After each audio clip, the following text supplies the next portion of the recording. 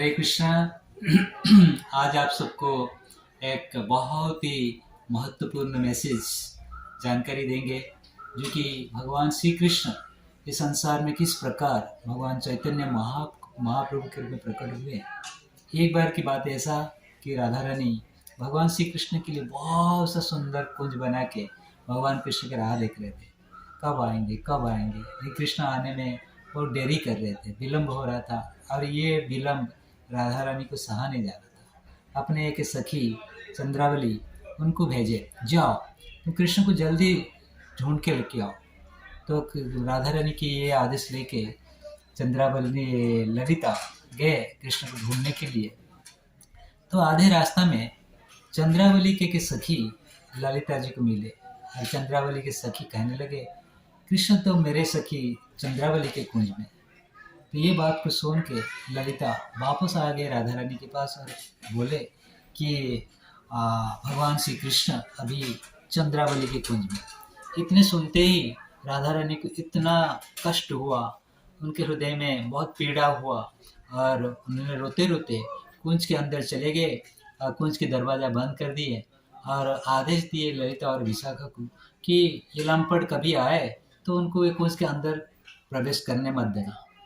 ये कह के राधा रानी बड़े दुखी हुए और अभिमान के साथ रोते हुए कुंज के अंदर चले गए। ये बात जब भगवान कृष्ण को पता चला तो चंद्रावली के कुंज छोड़कर और दौड़े दौड़े आए राधा रानी के कुंज में। लेकिन कुंज के दरवाजे के पास, गेट के पास ये ललिता और विशाखा दोनों खड़े थे। बहुत विनय किए, विनती किए, मुझे अंदर जाने दो, राधा रानी को मिलना है। लेकिन ये ललिता विशाखा छोड़ नहीं रहे थे। ललिता तो थोड़ा सरल स्वभाव के है, विशाखा ने बिल्कुल मना कर दिया, आप एक लंपट हो। हाँ, जिस प्रकार राधा रानी को रुला रहे हो, आपको एक दिन रोना पड़ेगा। तो वहाँ पर कृष्ण निराश होकर के चले जाते हैं जमुना के किनारे। जमुना की रेती में लोटपोट हो रहे हैं।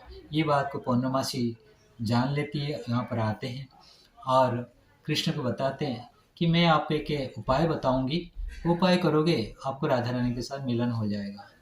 तो बताते हैं, आप ये कृष्ण का जो नटखट बाल चंचलता है छोड़ना पड़ेगा, आपका जो ये केस है उसको मुंडन करना पड़ेगा, बांसुरी त्यागना पड़ेगा, और पीताम्बर छोड़कर लाल वस्त्र धारण करना पड़ेगा।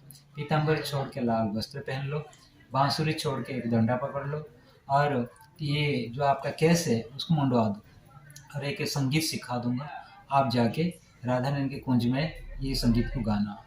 तो फिर कृष्ण ऐसे ही करते हैं, पौर्णमासी के आदेश के अनुसार जाके राधा रानी के कुंज के सामने एक संगीत गाते हैं, और ये संगीत सुन के सब आकर्षित हो जाते हैं कृष्ण की ओर।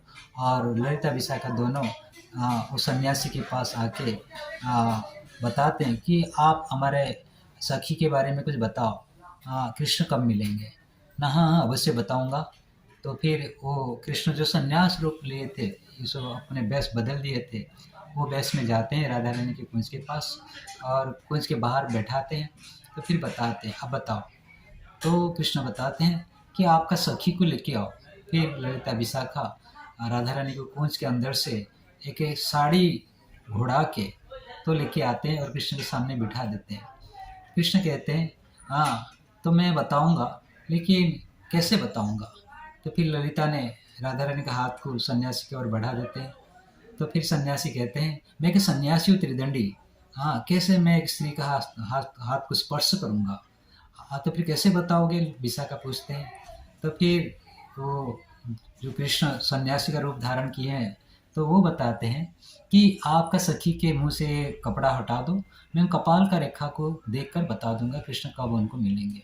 जैसे ही कपाल से ललिता विशाखा राधा रानी के मुंह से कपड़ा को हटा देते हैं, तुरंत जो सन्यासी वेश लिए थे वो तुरंत श्याम सुंदर का रूप धारण कर लेते हैं।